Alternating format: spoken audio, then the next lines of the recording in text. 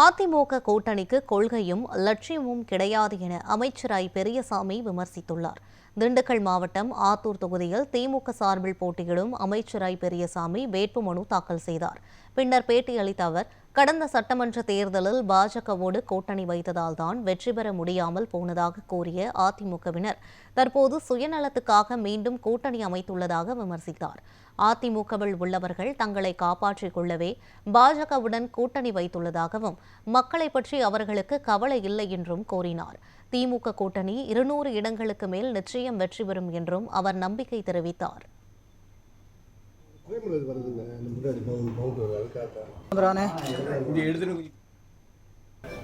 எந்த முரண்பாடும் கிடையாது. நீங்கள் போன தேர்தலில் அவங்க சொன்னாங்க, சட்டமன்ற தேர்தலில் பாஜகவோடு கூட்டணி வைத்ததனால்தான் மக்கள் வாக்களிக்கவில்லை, அதனால்தான் தோற்றோம் என்று ஒரு காரணத்தை சொன்னார்கள்.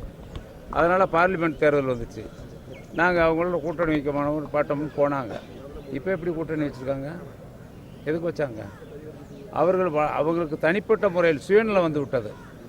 அங்கே இருக்கக்கூடிய அந்த இயக்கத்தில் இருக்கக்கூடிய தலைவர்கள், முன்னாள் முதலமைச்சர், எதிர்க்கட்சி தலைவரான எடப்பாடி முதல் கொண்டு அவர்களை எப்படி காப்பாற்றிக் கொள்வது என்பதில் உறுதியாக இருக்கிறது அதிமுக. மக்களை பற்றி கவலைப்படவில்லை. அதான் உண்மை.